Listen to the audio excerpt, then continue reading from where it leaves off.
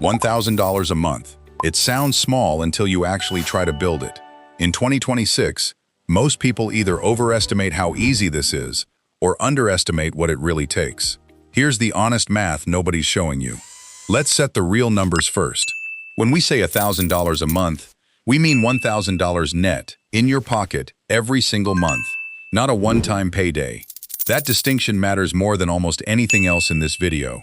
A single freelance gig or a lucky sale isn't $1,000 a month. It's $1,000 once. For this breakdown, we're using the United States as our reference point, with standard freelance and self-employment tax rules. The parameters are simple, consistent, repeatable, real. So where does most of the confusion start? It starts with gross versus net. Here's what that actually means. Gross is what you're paid before anything is taken out. Net is what you keep. In the US, self-employment income gets hit with a 15.3% self-employment tax on top of regular income tax. That's Social Security and Medicare. And it applies whether you're driving for a rideshare app or selling digital products. So if your goal is $1,000 net, your real target before taxes is closer to $1,150 to $1,050, depending on your other income and deductions. Most beginners never account for this. Why does that matter so much? Because it changes every calculation that follows. And this is where the global picture matters too. In countries with different tax structures, like the UK or Canada, the specific self-employment tax rate shifts, but the underlying principle doesn't. Gross always overstates what you actually keep. If you're outside the US, the exact percentage will differ, but the habit of budgeting from net, not gross, is universal. Skip this step, and every plan you build on top of it will be off from day one. Let's build this in stages. Stage 1 is the surface level math. If you're freelancing at $25 an hour, $1,000 a month looks like 40 hours of work. That's 10 hours a week. Sounds easy, right?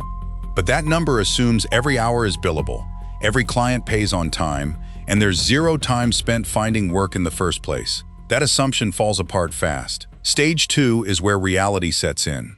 According to Upwork's own freelancer research, most freelancers spend roughly 15 to 20% of their working time on unpaid tasks.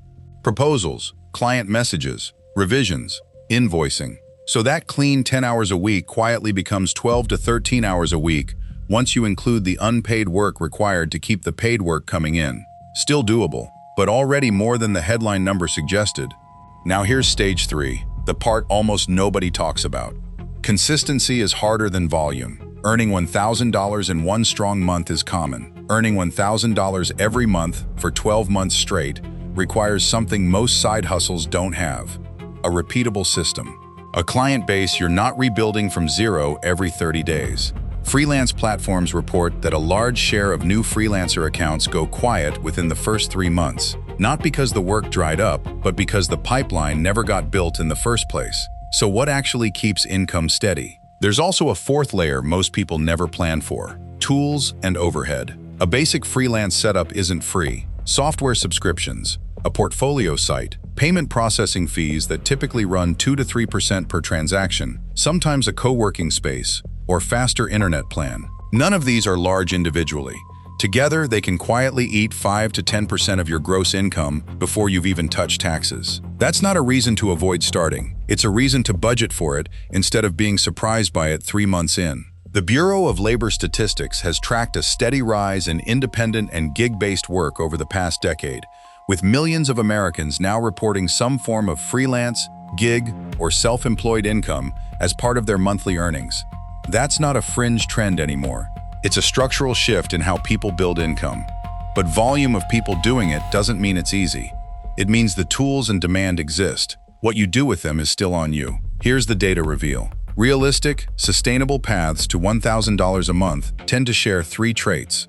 First, they're skill-based, not luck-based, meaning the income comes from something repeatable like writing, design, tutoring, virtual assistants, or selling a specific product, not a one-off viral moment. Second, they involve a recurring or semi-recurring client or customer base, whether that's retainer clients, repeat buyers, or a subscription-style audience. Third, they require an unglamorous ramp-up period, usually 60 to 90 days of low or inconsistent income before the pipeline stabilizes. Almost nobody hits $1,000 a month in week 1.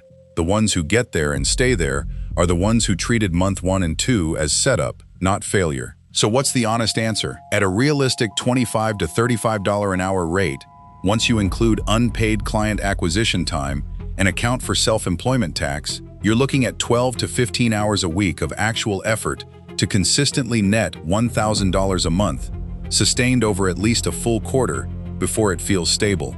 That's not a get-rich-quick number. It's a part-time job number, with the added complexity of running it like a business instead of clocking in and out. Does that mean $1,000 a month isn't worth chasing? Not at all. It means it deserves an honest framework instead of a hype-driven one. Here's the reality check most people skip. $1,000 a month, held consistently, is $12,000 a year in supplemental income. For someone building savings, paying down debt, or testing a business idea before going all in, that's genuinely significant.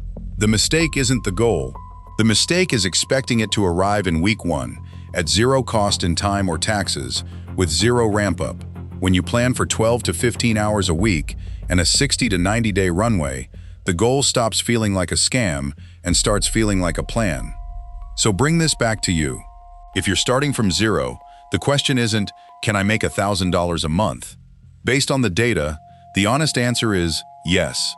Most people with a marketable skill and consistent effort can get there. The real question is whether you're willing to treat the first 2 to 3 months as infrastructure building instead of income generating. That mental shift alone is what separates the freelancers who quit in month 2 from the ones who are still earning steadily a year later. Think about what that ramp-up period actually looks like in practice. Month 1 is mostly setup, building a portfolio, setting rates, sending pitches that mostly get ignored. Month 2 usually brings the first real client, often underpriced, because early work is about proof, not profit. By month 3, if you've stayed consistent, referrals and repeat business start doing some of the work for you. That's the point where $1,000 a month stops requiring constant hustle and starts requiring maintenance. The math never changes. What changes is how much of the effort is spent finding work versus doing work, and that ratio only improves with time and consistency. This is also where most people quietly disqualify themselves without realizing it.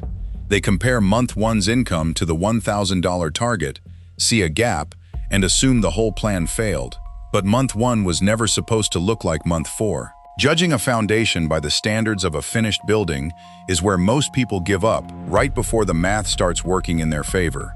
$1,000 a month sounded small at the start of this video. Now you know what it actually costs to get there and what it actually pays off to build. It's not small, it's just honest.